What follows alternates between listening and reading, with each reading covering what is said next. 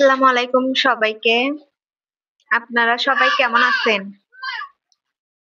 আজকে রান্না করব দেশি মুরগির লাল পোলাও। আশা করি ভিডিওটা শেষ পর্যন্ত দেখবেন কিভাবে সহজেই দেশি মুরগি পোলা রান্না করলাম।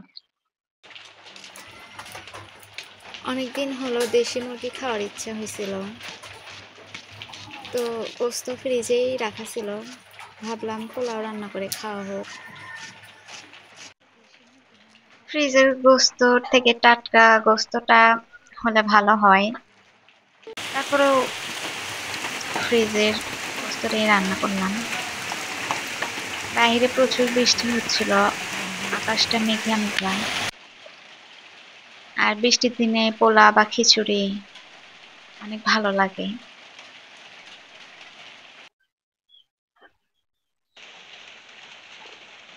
কার কার খিচুড়ি বা পোলা ভালো লাগে অবশ্যই কমেন্ট করে জানাবেন।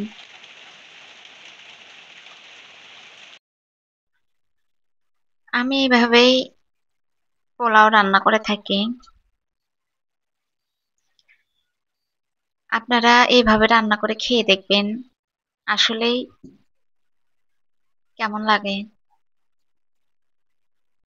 এইভাবে আমি অনেকবার রান্না করে খাইছি, আসলে অনেক মজা লাগে।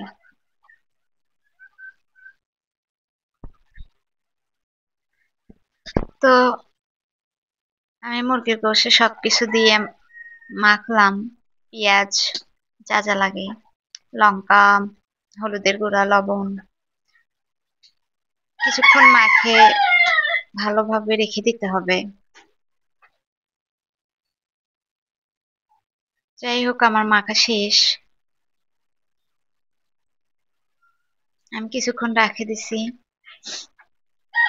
দেওয়ার পর চুলায় দিয়ে দিছি।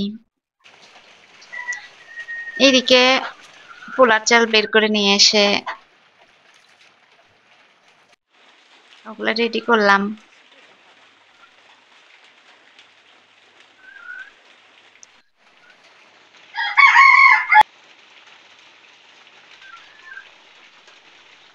আমি পোলাতে কাঁচা লঙ্কা দিছি, এ কারণেই দিছি কারণ আমার ঝাল পোলা অনেক ভালো লাগে।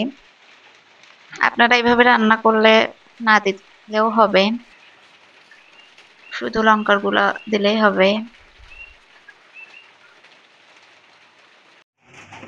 এদিকে গোশ কষানো হয়ে গেছে,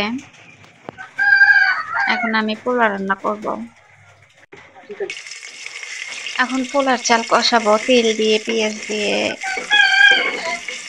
একটু নাড়াচাড়া করতেছি। তারপর কাঁচামরিচ দেব, দিয়ে এটাকে লাল লাল করে ভেজে নিব। তারপর পোলার চাল দিয়ে কষাবো।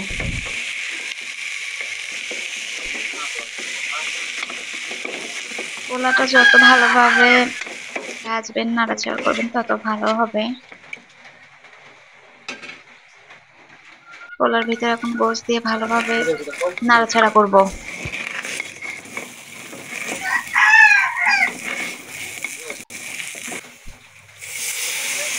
যাই হোক,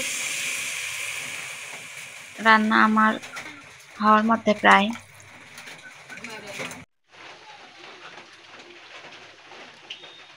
দেখেন পোলার কালারটা কত সুন্দর আসছে, দেখতে যেমন ভালো লাগতেছে, অবশ্যই খেতে মনে হয় ভালো লাগবে। খেয়ে দেখতে হবে আসলে কেমন হয়েছে। যাই হোক, খাইলাম একটু, অনেক সুন্দর হয়েছে। ভিডিওটি ভালো লাগলে অবশ্যই সাবস্ক্রাইব করবেন।